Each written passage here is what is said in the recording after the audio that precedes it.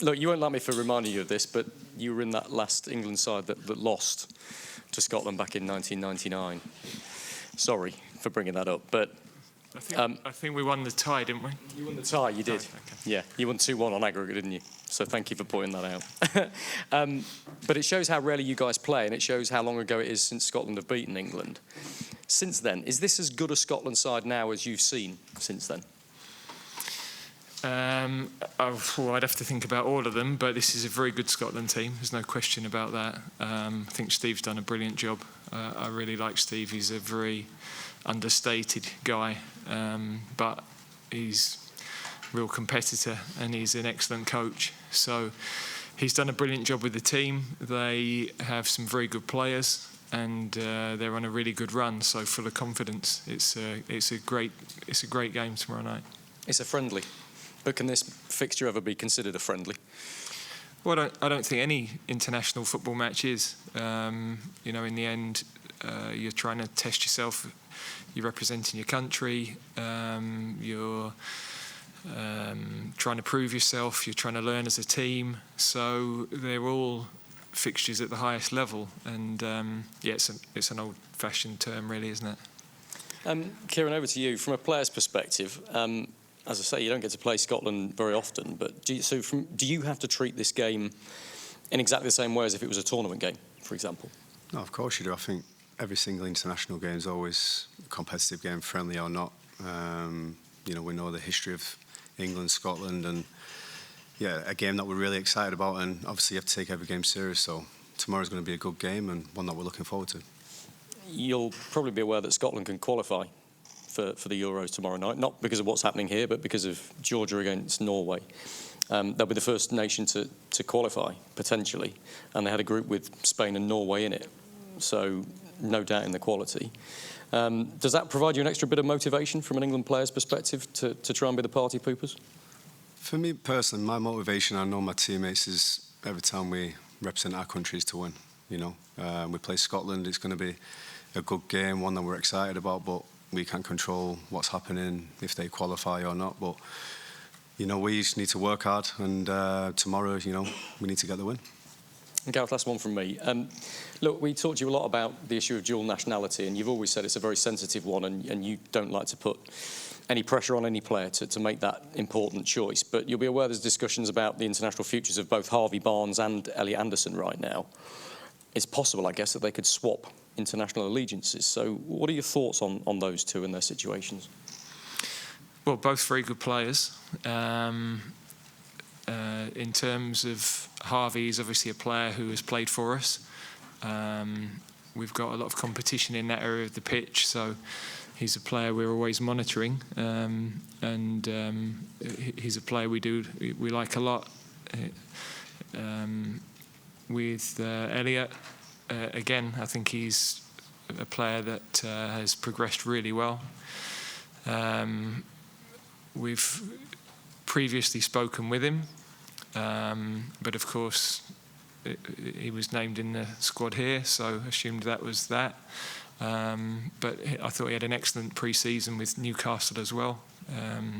You could see that evolution that he's got as a young player and the potential that he's got. I know at Newcastle they rate him very highly. So, I don't know the answer to the ultimate question for either player, but there are going to be more and more of these sorts of situations. There are so many players with dual or triple nationality now. It is very complicated for every country, and sometimes you can't offer the player something as quickly as they'd like. So we've benefited from it, and we've lost players because of it, and I think that's always going to be the case, really.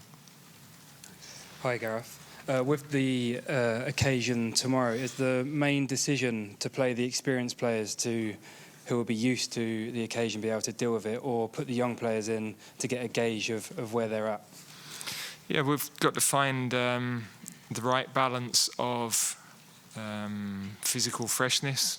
We've had a day less preparation, experience, finding out about some players, winning, playing well. So the usual things that are expected of us with England, really. But I think the first thing is we can't fiddle around with the team because we're playing a top-level side who are going to be at full tilt and giving us a really high-level challenge. So you can't overly experiment because that would be ridiculous. And after the Ukraine match, I was just wondering what you made of the reaction to the result, considering you're top of the group and unbeaten. Did you think it was fair? I haven't seen it. So the reaction for us is we're top of the group. I think we're the top scorers in Europe. The boys did a really good job in a difficult environment, and we know that our attacking play didn't quite click. I think some of that was the surface, really, because to make those really incisive, quick passes, at times you just needed a little extra touch, or there was a little bobble. So I'm very conscious I wasn't going to be too harsh on my internal review of the players, because you could see moments when we're watching it back where ball pops over a player's feet, or he goes to play a ball first time and it lofts in the air. Equally, that wasn't the case with everything that we did. So we're always challenging. We want to be better and better, and we've got to set a high standard. So we weren't as happy coming away with the point as we might have been, but it's still a really good result. We saw what happened in our group later that night in terms of, when we beat North Macedonia, people were questioning the quality that they had and the standard of the opposition, but Italy went there and couldn't get the win. So we kind of know the cycle, frankly, with England. I've been in the job long enough now. It's constant, it's never ending.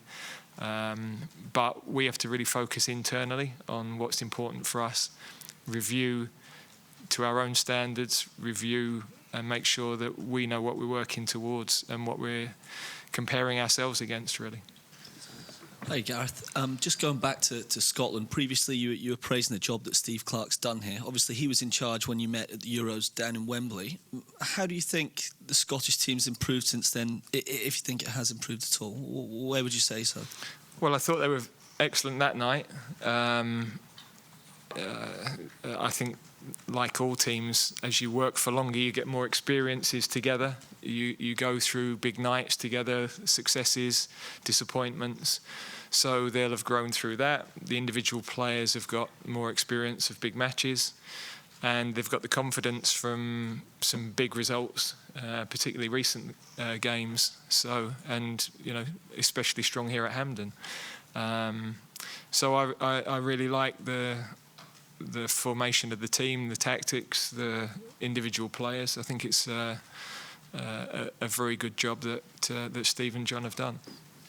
And just going back to the fixture itself, Rob was touching on you as a player, but I just wanted to ask about you as a boy. What was your first memory of this game, and what do you think the rivalry, what does it mean to you?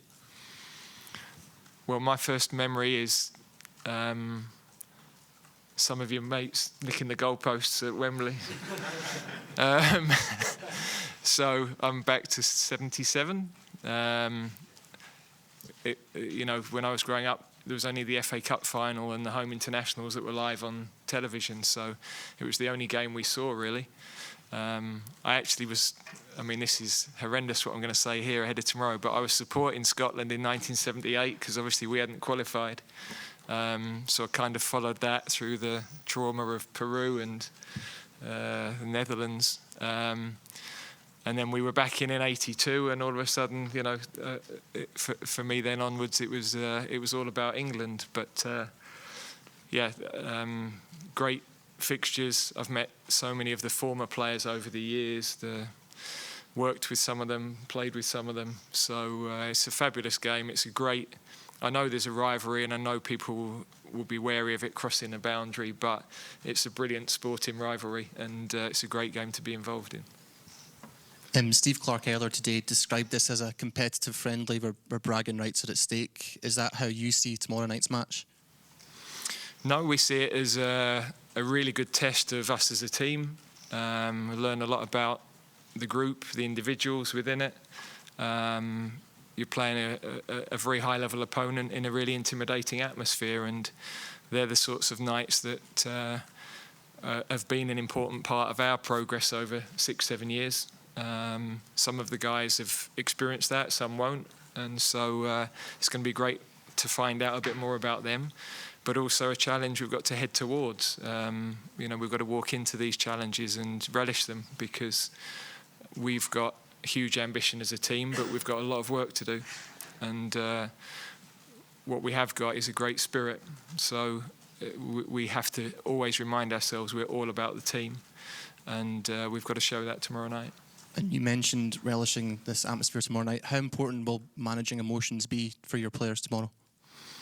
Well, always. You've got to compete, because we get rolled over if we don't compete, but you've always got to get the ball down and play. And so you've got to find the right balance emotionally, physically. You've got to control those emotions without a doubt, but you know that everything around you is going to be at a really high level, and the tempo of the game will be high, I would imagine. So we're prepared for that, and we've got to make sure that we're a very good version of ourselves. And last one from me, it's a bit of a gear change. What's your reaction to Rubiales? Do you think the amount of time it took him to stand down sends a damaging message to the game of football, and especially to women's place in the game? Has he gone? He resigned last night. Yeah. Right. I didn't. I've been watching videos of Scotland, talking to players. I don't come out of my bunker during the camp, so I don't know what he said or what the decision is really. Gareth, you said just then that you want this occasion to be a chance to learn more about your group. Could you just elaborate a little bit more about what you are hoping to learn from this friendly? And is centre-back, is that an area where you might experiment, or where you've got a particular focus on? Well, we play against a team with a different tactical problem for a start. As I said, the two games we've had back-to-back, we spoke to the players at the beginning of the week. Really passionate home support, so you're dealing with that. That's a little bit different to finals, where you're on a neutral venue, but a great judge of character. You see how people respond in those environments, and a match against good players. So on every level, it's a great challenge for us. And Kieran, if I could just ask one to you. We spoke about Eliot Anderson just there. He's obviously a player that you know well. Have you spoken to him at all about potentially coming to play for England? And however the situation pans out, what do you make of his potential as a player? Yeah, as the gaffer said before, in pre-season he's been unbelievable. I think it was good for him last year to stay with us and not go out on loan again, to gain that experience. And he's a young lad, with great potential. Obviously, we've had talks, but like Gareth said before, he went away with Scotland. But ultimately, that's his decision. He's a young lad with great potential, so that decision's ultimately up to him. Question for Kieran as well, please. Kieran, there's a kind of perception that Scotland-England means more maybe to the people of Scotland, the Scotland players, than it does to the English. As a player, do you go along with that, or will you be as desperate to win this game as the Scottish lads will be? Of course. This is football. We want to win every game. Coming to places like this, it was my very first camp when, the team played there, and the atmosphere, and I got the taste of what this game means to us players, us as supporters, and as a nation. And I've got the opportunity to be here again. So, but no matter who we're playing against, and of course Scotland, it's going to be a good game. An entertaining game, and every game that we enter, we want to win. So, we play Scotland tomorrow, and we want to win. Any further questions? James. Sorry, James, use the microphone just behind you there. Thank you, Kieran. You turned 33 later this month. Have you thought about how long you might think about going on to play for England? Could this potentially be your last tournament next summer? I don't think about that. I feel great. Playing at a high level. It's never crossed my mind, when I think I'm going to finish, or international, or whatever it may be. I know the competition I'm up against. My thought process throughout my whole career is give my best, and that's all I can do. So whenever I'm called upon, I give my all for my club and my country. If I play, if I don't play, you know, I've got to support the players around me, so that's never once crossed my mind if it's my last maybe tournament or whatever it may be. I just need to keep performing, keep doing well, and see what happens in the future. The manager's revealed he's talked Kyle Walker out of international retirement. I'm sure you respect him as a teammate, but it's probably made a bit harder for you to get into the team, right? I don't look at it like me and Walks have a great relationship, and Trent, Reece, and there's a lot of other young right backs coming through. Me and Walks have known each other since the under-19 Euros when we went to Ukraine together. We played at Tottenham together, we played at England together. But the good thing about it is we're probably the closest, you know, in the group. You know, we've known each other a long time, so there's never any bitterness or anything like this. It's all supportive. If I'm playing, he's playing. We're always helping each other. We're always pushing each other on, and this is a competition that you want, you know, to better yourself. But yeah, there's never any negativity. It's always positive. That's all. Thank you. Thank you. See you later.